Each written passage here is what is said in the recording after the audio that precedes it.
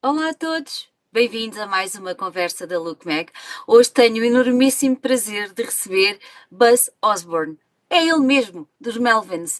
A banda vai lançar um novo álbum e, entretanto, vai começar já muito em breve uma tour pelos Estados Unidos. Mas vamos tentar saber tudo com o nosso convidado, Buzz. It is really an honor to have you here, and I'm very glad that you accept our invitation to our talks. So, welcome.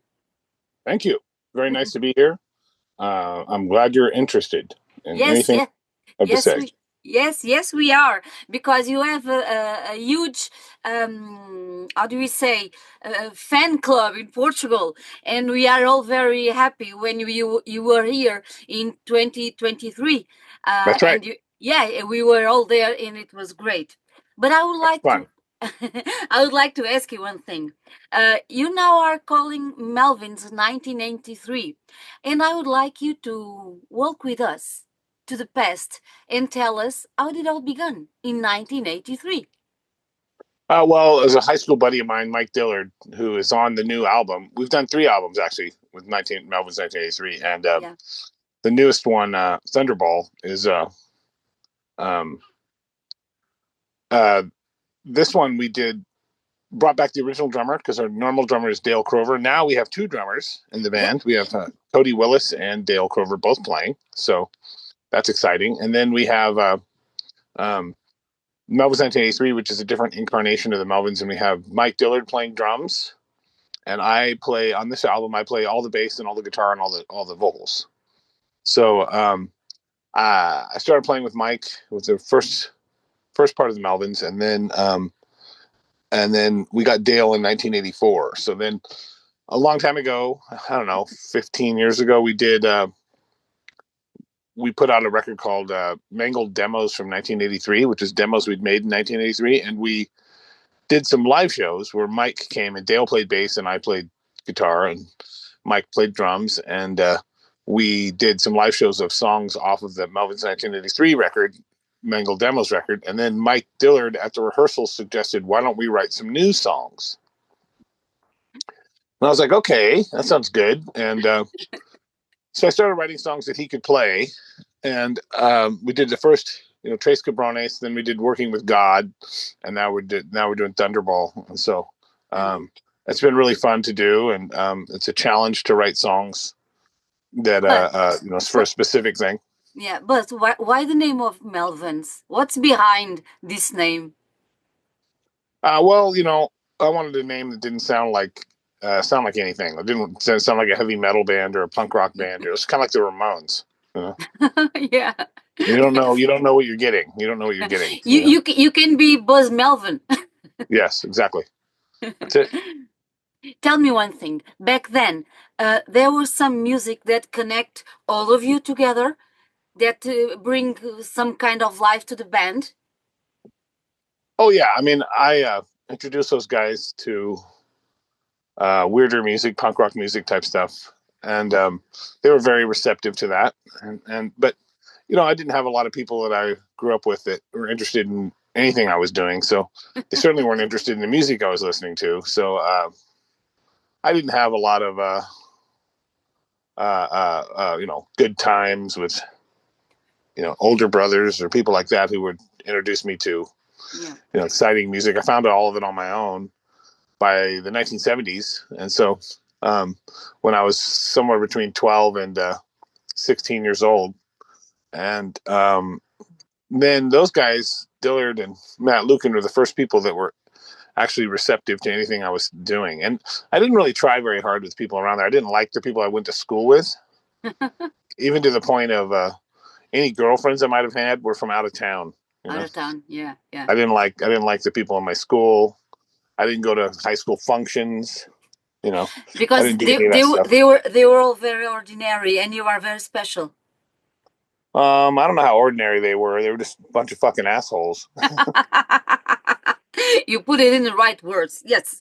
Yeah, and I'm not afraid to admit that. And it wasn't a happy time for me. And once I got out of there, I left there about 1986, and my life got a lot better. And then in early 90s, I met my wife, and now I've been married for over 31 years. Yeah. So it's a long time. It's a and lot. you are a beautiful couple.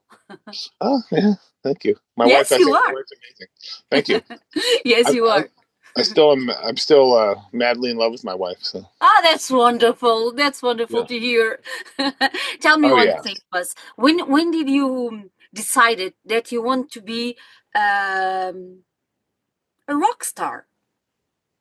Well, I like playing music. I don't know about the rock star part of it, but I thought maybe we could play, make music. I didn't know that I would ever make a living doing it or anything like that. Yeah. But thought we'd try being in a band for a while, see what happens. And it took a long time, and I played music as a hobby, kind of, while I worked regular jobs like cooking in restaurants or making pizza, stuff like that. And then by about 1988, 89, we were able to stop working because we made a very little amount of money off of our Ozma album. So we had a few $1,000s, and so me and Dale just said, let's just quit working and see how long we can make this work without having to have a job. And so far I haven't had to have a job. So do you think that you had to you had a courage to do that, or it was a little bit like, let's see what we can do? Well, I didn't have anything to fall back on. I mean, I never went to college or anything. I don't have a career in mind. I always thought I could work some shit job. Wouldn't make any difference to me. Yeah. I always worked. From the time I was 12 years old, I always had a job doing something, making money somehow. So I don't understand why teenagers don't work. It doesn't make any sense to me. I mean, don't you want money? So you want just somebody just doing something for you all the time? I never understood that. If you're broke, get a job. Yeah, exactly. My thought exactly is the same. Yeah. Tell me one thing. Really hard. I work really hard on being a musician. I work really hard on doing the right thing and doing lots of live shows and making records because this is what I do. Do you consider yourself as a musician that this is your job? Yes, it's what I'm here to do. You quit doing it because you either don't want to do it or no one cares if you do it. Yeah, I do understand. And so far, it's been okay. Yeah, everybody loves you, Buzz. So it's okay. Yeah, it's okay. Everybody loves me. Yes, we do. Yes, we do. Oh, thank you. Tell me one thing. My War from Black Flag. What's the importance of this particular album, this song, this band in your life and in Melvin's sound? Yeah, I thought that was a great record. Maybe their best record, maybe. I like the idea that they weren't afraid to put the second side of the record, side 2, which was all slower songs. That was cool. But you got to understand there were bands like Flipper that were doing that years and years before they were. And I was very excited about Flipper.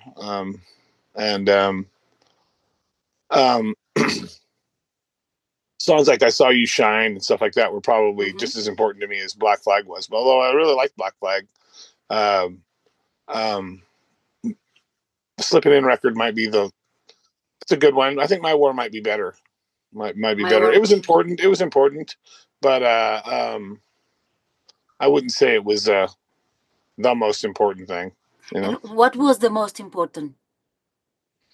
Probably not a bunch of bands. It's the most important thing. Band that made me want to play music was The Who. The Who, wow. Yeah. If you look at that stuff, they were the best live band from the '60s, I think. Yeah. And I talked to somebody like I talked to the guitar player from the Stooges, Ron Ashton, and I asked him, "What bands were you into when you guys were starting out?" And he said, "The Who." He said that makes sense. He said he still had a piece of Pete Townshend's broken guitar. Oh. Yeah. So I mean, it was like it makes total sense. There's nobody like them. They're still my favorite band.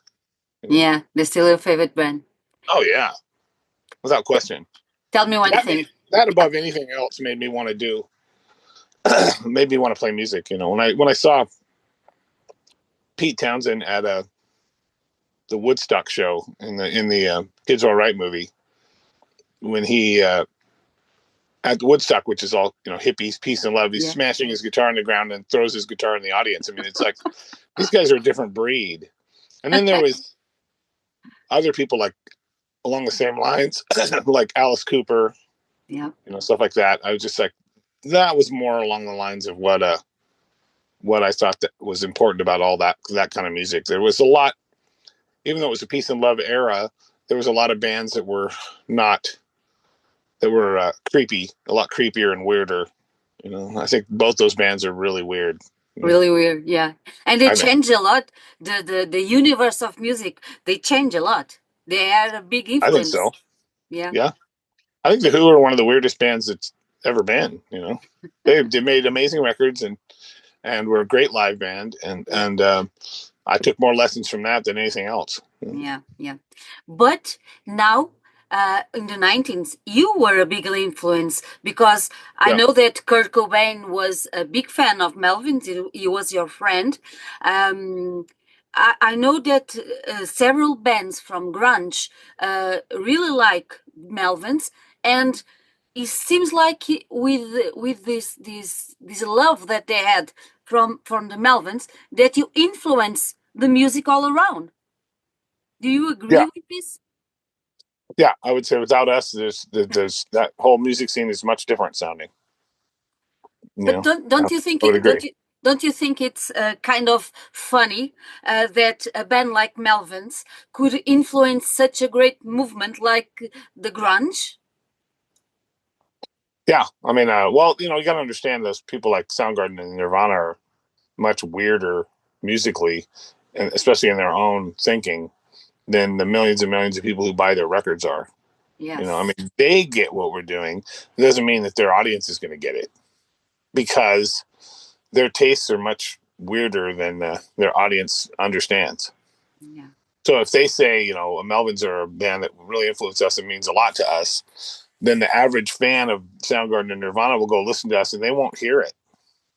Yeah. They'll just go, I don't like this. Doesn't sound like those bands. Right. Yeah. Because you have no intimate understanding of what those people are doing in the first place. Exactly. You know, you can't make people do that. I don't care. I mean, it doesn't, you know, honestly, I'm happy anybody cares about what we're doing. I'm happy that it works at all. Yes, you know? yes, I do understand that. The band has completely 42 or 43 years. Does it mean anything to you? Does it have any significance for you to have all these years of history and career, or not? Yeah, I mean, I'm glad it's worked for as long as it has. I mean, I didn't really start making a living doing it till the late 80s. Late 80s, yeah. So it's been, you know, 35 years, maybe, you know, roughly 34 years. So that entire time, it wasn't like that. I mean, before that, it was just me working shitty jobs and rehearsing after work, you know, so, but that's okay. I mean, I'm not cut out for a 9 to 5 existence. I'm not cut out for being not being my own boss. You know? Yeah. I'm not cut out for punching a time clock or doing that kind of stuff. It's not for me. I work a lot harder than I would if I was working a 40-hour a week job. I do a lot more than that. I often say that anybody who thinks they can become successful working only 40 hours a week is out of their mind. Not completely, yeah. It's not possible. If you want a vacation and you want to have a lot of time off and have a job that fits your lifestyle, well, then just prepare to either inherit a lot of money or prepare to be broke. Exactly. Don't bitch when you don't have any money. Yeah. That's true. That's how it works. Yeah, it's how it works.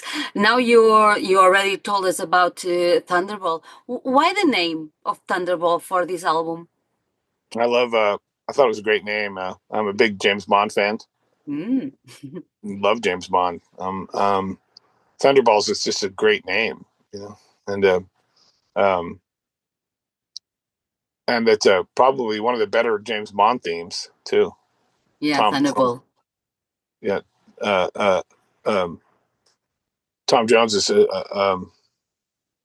that's probably one of the better ones. The other one, my favorite James Bond themes is Chris Cornell. You know? Exactly, was in my mind because it's the favorite of my son. That song, I think that song is really Awesome. good. It is really good, and the lyrics are really good. You know, arm yourself because no one else here will save you. Exactly. That's one of the best lyrics I've ever heard. Arm yourself because no one else here will save you. Yeah, it's right. Yeah. Right in the spot. That's it. That's it. Yeah. That's it. Yeah. Buzz, can you ready to die? Are you ready to die? Are you ready? Are you ready to die? Can you tell us, reveal us a little bit of the process of creating this record? Yeah, I write music all the time, and most of which is doesn't ever make it to a record, you know. And then I try to find ones that are good, and you know, I'll record whatever I think might be good, and then later sift through it all and think, can I turn this into a song? Can I turn that into a song? And then sometimes it could be 3 or 4 years old, or even older, and then it will come out on a new album, and people will automatically think it's a new song. It's not a new song. I mean, I wrote it, you know, the beginning of it a long time ago, you know, but that's okay. I have never sat down and written, and I'm going to sit down and write an album, all new riffs. I've never done that.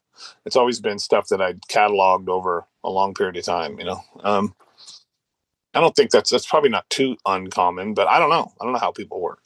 And these five songs, they were all written back then, or they are more recent? Some of them might be relatively recent. Some of them might be. Some of the parts on all of them would have relatively new parts to them. Even though I might have wrote, you know, the main riff of the song, and then I finish it off with other stuff that might be a little newer. But I couldn't tell you exactly how old some of the songs are. You know, some of them are probably. Let me think. Victory of the Pyramids. That's probably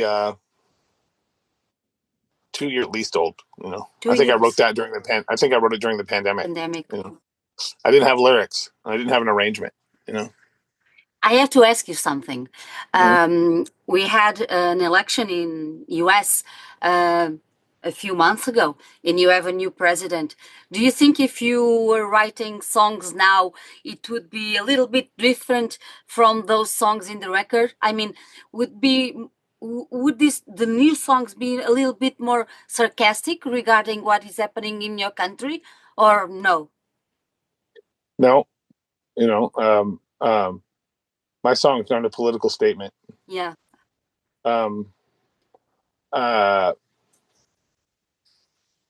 I don't feel the same way about that stuff. My tax guy tells me, the guy who does my taxes, say, don't worry about things you have no control over. Oh, that's a good advice. Worry about things that you can. What can you do? Yeah. You know. So I kind of try to concentrate on that. I'm for common sense, whatever that may be. But I don't believe anything the government tells me. I don't believe anything the media tells me. I don't believe any of it. So why would I, you know, take for granted or take as truth anything that the powers that be tell me? How much do I think I really know? Yeah. Do you think you really know, like military or something? Like, do you think you know 5%, 6%? You know, how can you base an opinion on knowing that? Yeah. How do you know you're not being taken advantage of? Exactly. How do you know you're not falling straight into the trap that they want you to fall into? I just, you know, I think people are too unsophisticated to really understand a lot of the goings on of these bastards that run politically everything in the world. I mean, Nietzsche said it best. He said, everything a politician says is a lie. Every bit of money they use, they stole from someone else. Exactly. So that was how long ago? When did Nietzsche said that? So it's like, now when he says politicians, he doesn't mean right or left. He just means politicians. Politicians, yeah. Everything they say, I don't know how much clearer it could be. Everything they say is a lie. Because it has a purpose for them. Everything is a lie. Every bit of money they use, they stole from someone else. So it's just like, right. I don't know how much clearer that to be. So if you want to plant your flag with one side or another, I think you're a fool. Yeah, I understand what you're saying. Yeah. In this record, you have 2 electronic artists. Yes. And I would like you to introduce them to us because we don't know them. Yeah. I can't say it because I stutter. So you have to pronounce it for me. Ni Maîtres. Ni Maîtres. Yeah. That's a guy we've known for a long time. He is an electronic artist from England. Mm-hmm. He has opened shows for us before. And then the other one is Void Manes, right? Mm-hmm. Void Manes, yeah. He's from Atlanta, Georgia. Mm-hmm. And we've known him. He's opened a lot of shows for us in the United States.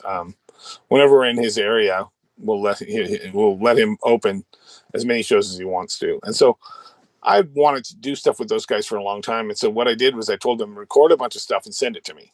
Wow. And so then they sent it to me. And then the second track, A Vomit of Clarity, I put that together. It's both of their stuff. I just put it together out of stuff that they sent me and turned it into a song. And then I went through both of their recordings that they sent me and picked out stuff that I could put in to the various recordings that I had already made.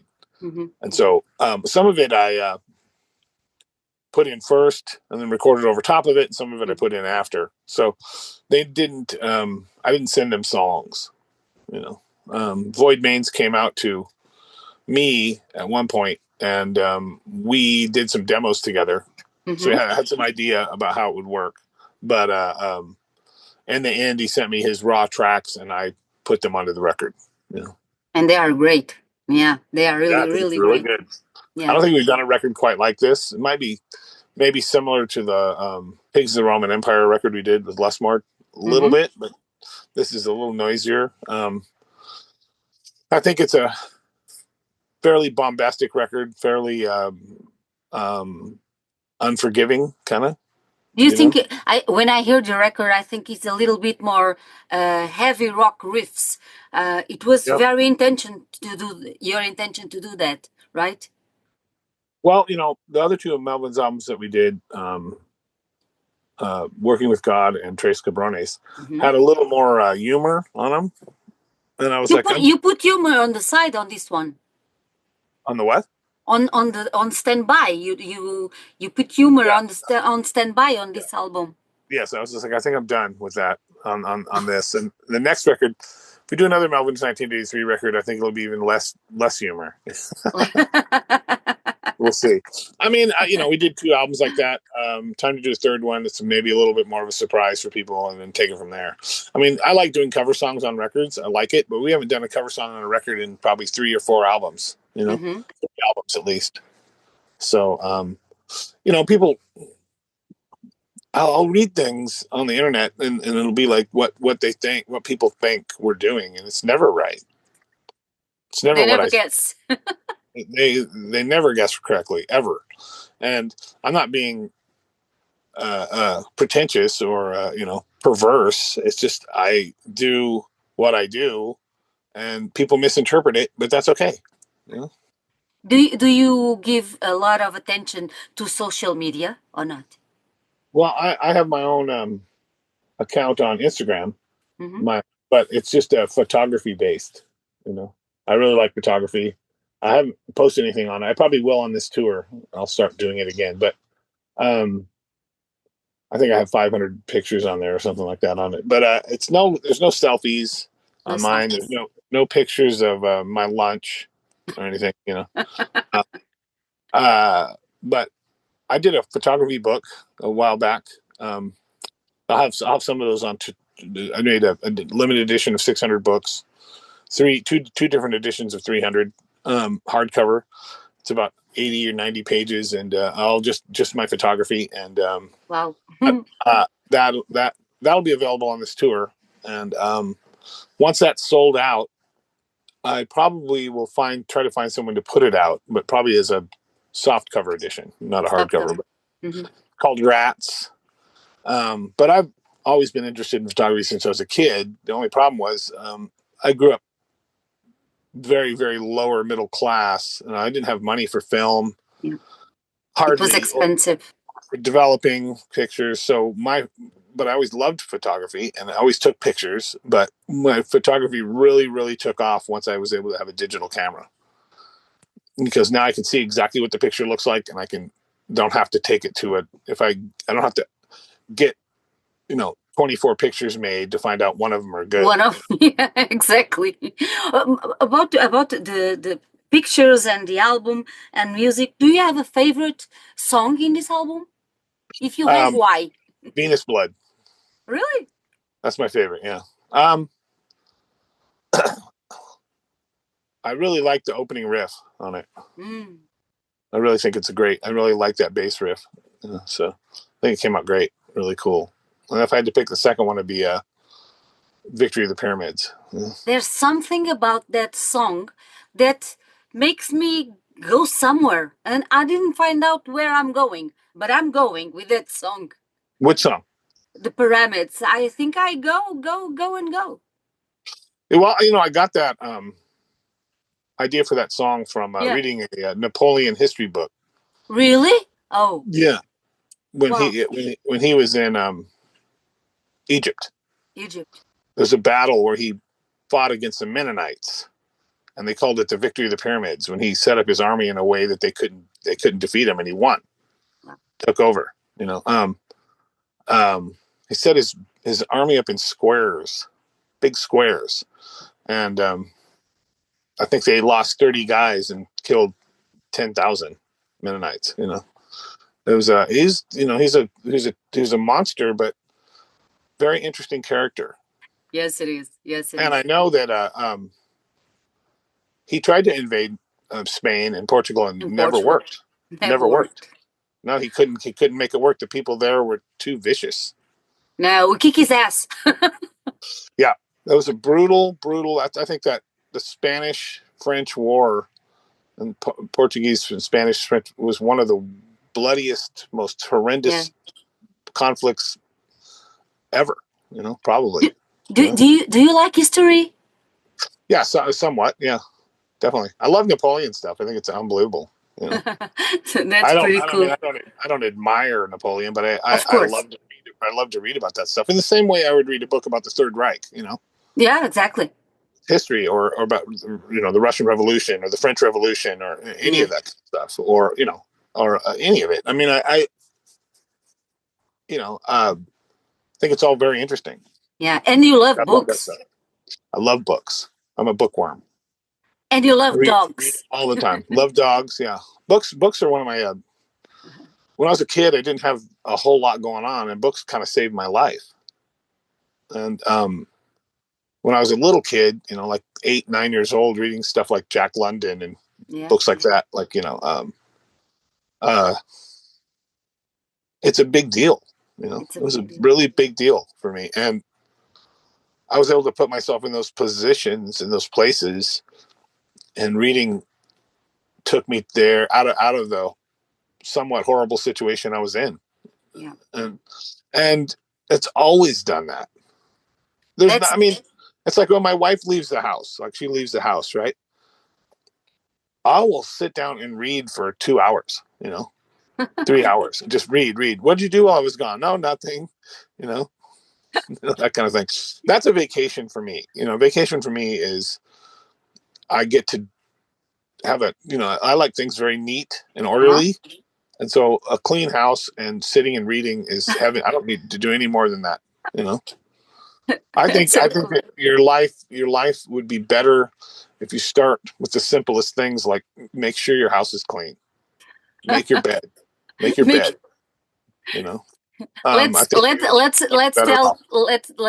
that to all the teenagers that are listening to us. Make your bed. I think so. I mean, if you can't keep your own house in order, what makes you think you can tell someone else how to live?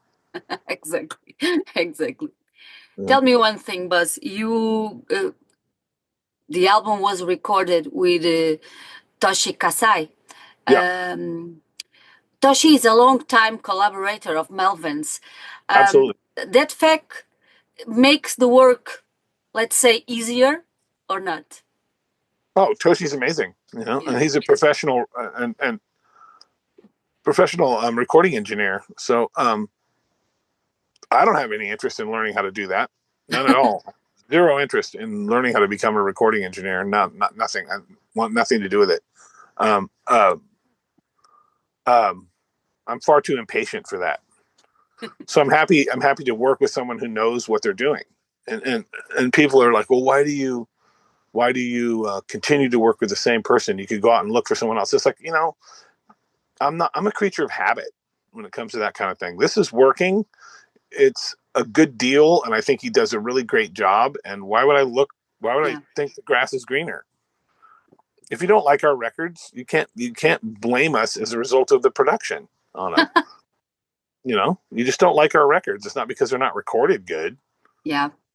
They sound great. And like my wife does the graphic design for us Yes, on she our album. did. She does, yeah. And I think it's the whole thing with that is I don't want it to look. I want it to look pro. I want it to look like it could be an ad for a giant bank corporation or something like that. I want it on that quality level. And so that's that. And she's great. She also designs books, so she designed my book. Yeah.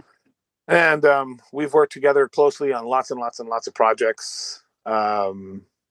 It's a wonderful working relationship, and I feel blessed to work with people like her and Void Baines and Ni Maîtres and Tom Hazelmeyer and Greg Workman and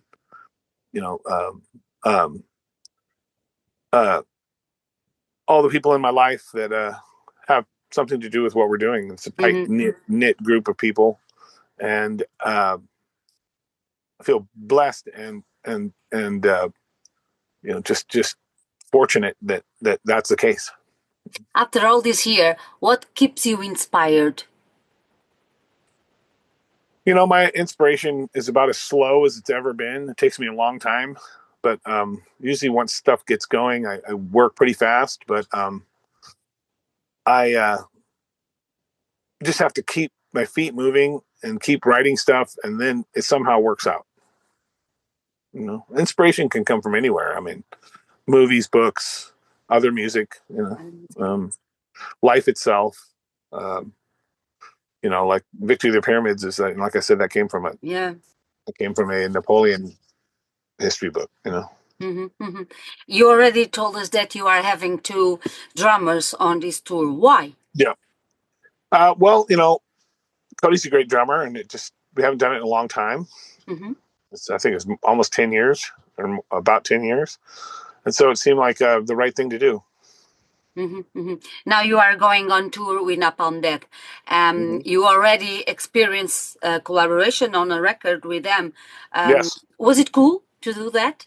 That was great. It's me and Dale and John, the guitar player, Barney, the singer, and Shane, the bass player. And so I had some songs and Shane had some songs, and we got together at our place here in LA with Toshi. And the thing that's funny about the record is I'm not sure who plays what on it. I play some bass, I play some guitar, sing. Shane does some vocals. Shane plays some guitar. Shane sings. It's like it was all over the place. Whatever would work. We were here for about a week, and I think the record came out really good. And then we sent the stuff back to Europe, and Barney put his vocals on it. Yeah, that's pretty cool. That was really fun, and we'll be selling that in this tour. Yeah, now you already had a tour with them in 2016, I suppose. Yep, U.S. tour. It was great. And it's time to do it. That was a Savage Imperial Death March, and this is a Savage Imperial Death March Part 2. Yeah, and are you excited to go on tour now with Napalm again? Yep, I got to go to rehearsal here really soon, and then I'll go rehearse today, and then we have 3 more rehearsals, and then we start the tour on Friday. I know that you are coming to Europe, to UK, to a festival. Any chance you come and play in Lisbon during the summer? Not on this tour, but we will eventually. Really? Will we wait? At some point, of course. Yeah, we have a great time there. It's great. But before we leave, I would like to ask you one thing. We all know that you like Kiss, but I would like to ask you, what other bands are you listening now? At this moment? To inspire, let's see. maybe. Yesterday I listened to Amy Winehouse, Miles Davis. Wonderful. I listened to this band called Riot. They're from New York.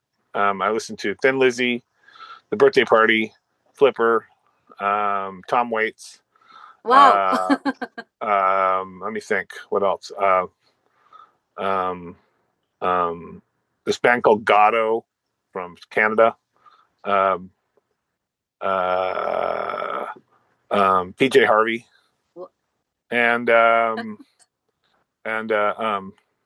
Joan Baez. That's wonderful. That's what I can remember from yesterday. What a great playlist you leave us here at the end of our talk. I'd love to be a DJ if somebody would let me do it. Why not? In the next concert in Lisbon, you play, and after we all stay there and you make a DJ set for us. After I get done playing, I go back to the hotel and go to sleep. Dear Buzz, it was an enormous pleasure to have you here. Oh, thank you. I hope, congratulations for the record. It's another great record. I hope the tour will go very, very well. And I do expect to see you soon, very soon in Lisbon again. Yeah, thanks so much. And I appreciate your interest. Thank you so much. Bye-bye, Buzz. Bye-bye.